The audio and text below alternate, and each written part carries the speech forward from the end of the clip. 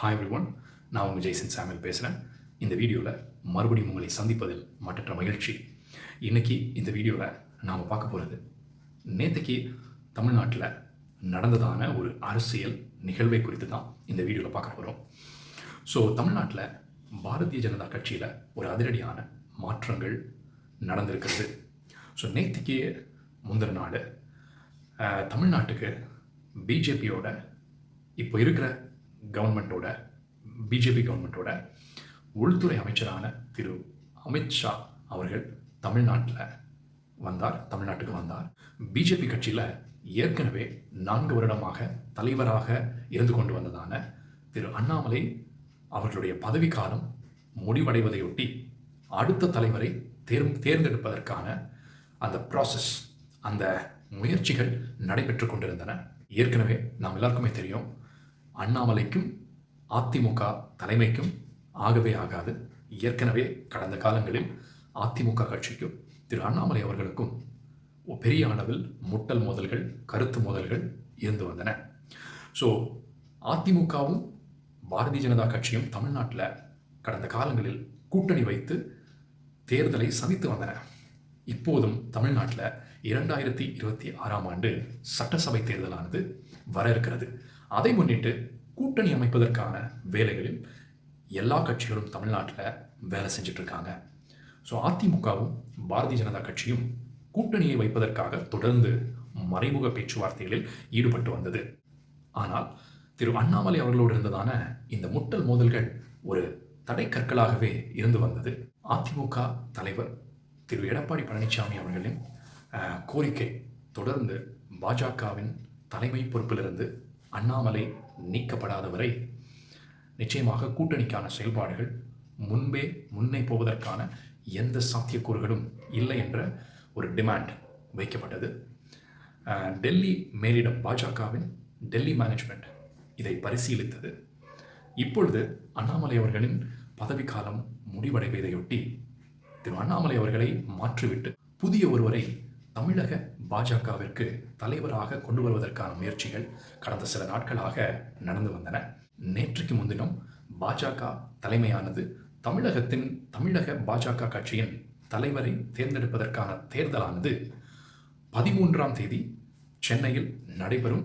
நேற்றுக்கு முன்தினம் திரு நயினார் நாகேந்திரன் அவர்கள், பாஜகவின் தற்போதைய துணை தலைவராக இருக்கக்கூடிய திரு நயினார் நாகேந்திரன் அவர்கள் நேற்றைக்கு முன்தினம் ஒரு 2 மணி அளவில் சென்னை தலைமை அலுவலகமான கமலாலயத்தில் தலைவராக வேட்புமனுவை தாக்கல் செய்தார். ஸோ நேற்றிலிருந்து இன்னைக்கு வரைக்கும் பார்த்தீங்கன்னா திரு நயினார் நாகேந்திரன் அவர்களை தவிர வேறு யாரும் அந்த பதவிக்கு வேட்புமனு தாக்கல் செய்யவில்லை. அதனால் முழுமனதாக நயினார் நாகேந்திரன் அவர்கள் தலைவராக தேர்ந்தெடுக்கப்படுகிறார் என்று பிஜேபி தலைமை அறிவித்திருக்கிறது. அதைத் தொடர்ந்து இன்றைக்கு திரு நயினார் நாகேந்திரன் அவர்கள் தமிழக பாஜகவின் தலைவராக பொறுப்பேற்றிருக்கிறார். அவருக்கு நம்முடைய சேனல் சார்பாக வாழ்த்துக்கள், அவர்களுடைய பணி சிறக்க வாழ்த்துக்களை தெரிவித்துக் கொள்கிறோம். ஸோ இந்த நயினார் நாகேந்திரன் அவர்கள் யார்? இவர் எங்கிருந்து வருகிறார்? திரு நயினார் நாகேந்திரன் அவர்கள் திருநெல்வேலி மாவட்டத்தை சேர்ந்தவர். அரசியலில் அதிமுகவோடு பயணித்தவர், அதிமுக கட்சியில் இருந்தவர். ஜெயலலிதா அவர்கள் காலத்தில் 2 முறை அமைச்சராக பதவியில் இருந்தவர். அதே போல 3 முறை எம்எல்ஏவாக சட்டமன்றத்திற்கு தேர்ந்தெடுக்கப்பட்டவர். அமைச்சரவையிலும் இடம்பெற்றிருக்கிறார். ஸோ திரு நயினார் நாகேந்திரன் அவர்களுக்கு ஒரு அரசியலில் ஒரு நீண்ட நெடிய அனுபவம் இருப்பது சிறப்பு. அவர் தலைவராவதற்கு இதுதான் ஒரு பாசிட்டிவான ஒரு விஷயமாக பார்க்கப்பட்டிருக்கிறது. ஏன்னா ஏற்கனவே அண்ணாமலை அவர்களுக்கு அதிமுகவுடனான பிரச்சனை, அதனால் அந்த கூட்டணியை முன்னெடுத்து செல்ல முடியாத ஒரு நிலை இருந்தது. ஸோ நயினார் நாகேந்திரன் இன்னைக்கு தலைவரானதற்கு பிறகு அவருடைய அந்த ஸ்பீச்சில் சொல்லியிருக்காரு, அண்ணாமலை புயல் மாதிரி, நான் தென்றல் மாதிரி. ஸோ அவருடைய பேச்சிலேயே உங்களுக்கு தெரிஞ்சிருக்கும், is a very soft minded. ரொம்ப சாஃப்டாக சென்சிட்டிவான விஷயங்களை ரொம்ப சாஃப்டாக அணுகக்கூடியவர், கேஷுவலாக அணுகக்கூடியவர். ஏற்கனவே ஏடிஎம்கேல இவர் பயணித்ததுனால இவருக்கு ஏடிஎம்கேலையும் சரளமாக அவர்களோடு பயணிப்பதற்கு முடியும். அது இவருக்கு எளிதாக இருக்கும். ஒரு மைண்ட் பிளாக் இருக்காது. ஸோ அது ஒரு பாசிட்டிவான ஒரு விஷயமாக அடுத்த வருஷம் நடக்க போகிறதான அந்த தேர்தலை முன்னிட்டு ஒரு ஒரு பாசிட்டிவ் அப்ரோச் வியூவை டெல்லி தலைமைக்கு நயினார் நாகேந்திரன் மீது ஏற்பட்டிருக்கிறது. அதன் வெளிப்பாடு தான் இன்றைக்கு திரு நயினார் நாகேந்திரன் அவர்கள் தமிழக பிஜேபியின் தலைவராக தேர்ந்தெடுக்கப்பட்டிருக்கிறார். அந்த பொறுப்பை அவர் ஏற்றிருக்கிறார். எப்படி இருந்தாலும் நம்ம எல்லாருக்குமே தெரியும், தமிழக மக்களுக்கு தெரியும், தமிழ்நாட்டில் மக்களுக்கு பிஜேபி என்கிறதான ஒரு கட்சியின் மீது எந்த நம்பிக்கையும் கிடையாது. அதுக்கு காரணம் பிஜேபி ஆனது எப்போதுமே தமிழர் நலனுக்கு எதிரான செயல்களையே செய்து வருகிறது என்பது வெட்ட வெளிச்சம். அது கல்வித்துறையாக இருந்தாலும் சரி, வேற எந்த துறையாக இருந்தாலும் சரி, தமிழகத்திற்கான நியாயமாக கிடைக்க வேண்டிய நிதியை கூட அளிப்பதில் ஒரு மாற்றாந்தாய் மனப்பான்மையோடு நடந்து வருவது என்பது எல்லாருக்குமே, தமிழக மக்கள் எல்லாருக்குமே தெரியும். ஸோ தமிழ்நாட்டில் பிஜேபியை வளர்க்கிறது என்பது ஒரு ஒரு சேலஞ்சிங்கான ஒரு டாஸ்க் தான். அது நயினார் நாகேந்திரன் இடத்தில் இப்பொழுது அந்த டாஸ்க் கொடுக்கப்பட்டிருக்கிறது. அவர் எப்படி செயல்படுறாருன்னு பார்ப்போம். பட் ஆனால் என்னோட வியூ என்னென்னா, திரு நயினார் நாகேந்திரன் அவர்களின் டாஸ்க் நிச்சயமாக தமிழக மக்களை வந்துட்டு அட்ராக்ட் பண்ணுவதாக, அவர்களிடத்தில் ஒரு நன்மதிப்பை பெற வேண்டும் என்கிற உத்வேகத்தோடு செயல்படுவது என்கிறதான ஒரு டாஸ்கை அவர் நிச்சயமாக பண்ண மாட்டார். திரு நயினார் நாகேந்திரன் அவர்களோட டாஸ்க் பிஃபோர் 2026 2026 தேர்தலுக்கு முன்னாடி ஒரு வலிமையான கூட்டணிக்கான பேச்சுவார்த்தைகளை ஒருங்கிணைப்பது. அதே இன்னைக்கு அவர் சொல்லியிருக்கார், பூத் லெவலில் பாரதிய ஜனதா கட்சியை வலுப்படுத்த வேணும். ஸோ தேர்தலின் போது இந்த பூத் லெவலில் ஒரு பார்ட்டி ரொம்ப ஸ்ட்ராங் ஹோல்டாக இருக்கிறது ரொம்ப முக்கியம். ஸோ இது ஏடிஎம்கே டிஎம்கே கட்சிகளுக்கு ஒரு ஸ்ட்ராங் ஹோல்டு இந்த பூத் லெவல் கமிட்டிஸில் இருக்குது. ஸோ பிஜேபியில் இல்லைன்னு ஃபீல் பண்ணுறாங்க. அதை ஸ்ட்ரெங்தன் பண்ணணும், வலிமையடைய செய்ய வேண்டும் என்கிறதான ஒரு முயற்சிகள் நயினார் நாகேந்திரன் அவர்கள் ஈடுபட போவதாக அறிவித்திருக்கிறார். இது ஒரு நல்ல முயற்சி தான். ஆனால் மக்களிடத்தில் பாஜகவிற்கு இருக்கிறதான ஒரு ஓவரால் இமேஜ், ஒரு நெகட்டிவ் இமேஜ், நிச்சயமாக இவர்கள் எந்த முயற்சிகளை எடுத்தாலும் அது தமிழகத்தில் தோல்வியில் தான் முடிவதற்கான சாத்தியக்கூறுகள் அதிகம் இருக்கிறது. அதனால தான் ஏடிஎம்கே கூட அந்த கூட்டணியை ஸ்டிச் பண்ணுறதில் மேலும் வலுப்படுத்துறதான முயற்சிகளில் திரு நயினார் நாகேந்திரன் அவர்களின் பங்களிப்பு அதிகமாக இருக்கும் என்று நான் நினைக்கிறேன். திரு நயினார் நாகேந்திரன் அவர்களின் தலைமைத்துவம் என்பது அதற்கு மாத்திரமே பயன்படும். நிச்சயமாக ஒரு வலிமையான கூட்டணி அமைவதற்கு இவர் பெரிய முயற்சிகளை எடுக்கலாம், அதில் வெற்றி பெறலாம். ஸோ மக்கள் பார்த்து கொண்டிருக்கிறார்கள். மக்களுடைய முடிவே இறுதியானது. பொறுத்திருந்து பார்க்கலாம் என்ன நடக்கிறது என்று. ஸோ இன்னொரு விஷயம் என்னென்னா, திரு நயினார் நாகேந்திரன் அவர்களை கட்சியின் தலைவராக அறிவித்ததில் இன்னொரு ஸ்ட்ராட்டஜி இருக்குது.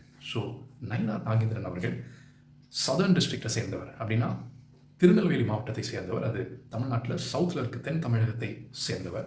ஸோ இங்கே இவருடைய கம்யூனிட்டி பார்த்தீங்கன்னா தேவர் கம்யூனிட்டி.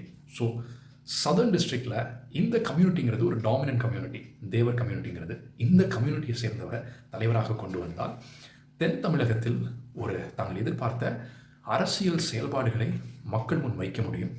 மக்களிடத்தில் ஒரு ஈஸியான அணுகுமுறைகளை ஏற்படுத்த முடியும் என்பது இதில் இருக்கிறதான ஒரு ஸ்ட்ராட்டஜி. இது நிச்சயமாக இவர்களுக்கு பயன் கொடுக்குமா பயன் கொடுக்காதா என்பது இவர்களை எதிர்த்து அரசியல் செய்யும் மற்ற கட்சிகளின் வீரியத்தை பொறுத்து இருக்கிறது. ஸோ இப்போ பிஜேபி அதிமுக கூட்டணி, இவர்களோட எதிர் துருவத்தில் இருப்பது திமுக கூட்டணி.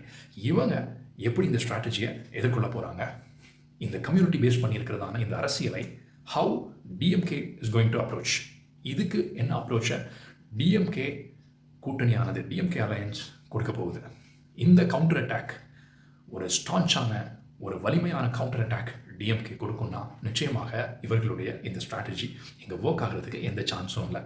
செகண்ட் ஸ்ட்ராட்டஜி வெஸ்டில், அதாவது கொங்கு மண்டலத்தில் இவர்களுடைய இருப்பை இன்னும் அதிகப்படுத்துவது அல்லது தக்க வைத்துக் கொள்வது. ஸோ இப்போ ஏற்கனவே கொங்கு மண்டலத்தில் பார்த்தீங்கன்னா ஒரு 2-3 எம்எல்ஏஸ் இருக்காங்க. ப்ளஸ் அங்கே அண்ணாமலை, பாரதி ஸ்ரீனிவாசன் போன்ற ஸ்ட்ராங் ஹோல்டு ஒரு பீப்புள் அங்கே இருக்காங்க. ஸோ வெஸ்டர்ன் பெல்ட்டை கவர் பண்ணுறதுக்கு இவங்களோட எக்ஸ்பர்ட்டிஸை, இவங்களோட ப்ரெசன்ஸை அங்கே யூஸ் பண்ணிப்பாங்க. பிஜேபியை மேலும் வலிமையடைய செய்வதற்கான அந்த செயல்பாடுகளை அங்கே அவர்கள் செய்வார்கள். இந்த southern districts, southern part of தமிழ்நாடுல ஒரு வலிமையான ஒரு மாற்றத்தை ஏற்படுத்த திரு நயினார் நாகேந்திரன் அவர்களை யூஸ் பண்ணிப்பாங்க. இதுதான் ஸ்ட்ராட்டஜி.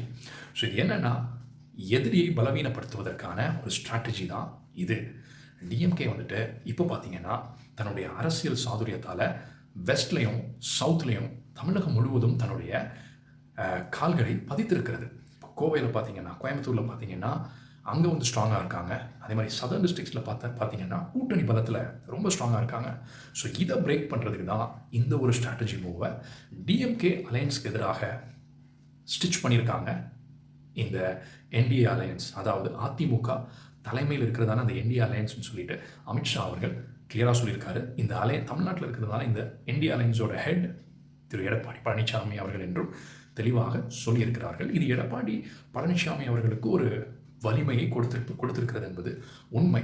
இதை எல்லாவற்றையும் மீறி இந்த கூட்டணியானது வெற்றி பெறுமா, வெற்றி பெறாதா, இவர்கள் எதிர்பார்க்கும் முடிவுகள் வருமா, வராதா, இவர்களால் திமுக கூட்டணியை வீழ்த்த முடியுமா, முடியாதா என்பதை மக்கள் தீர்மானிப்பார்கள். பொறுத்திருந்து பார்க்கலாம். நன்றி, வணக்கம்.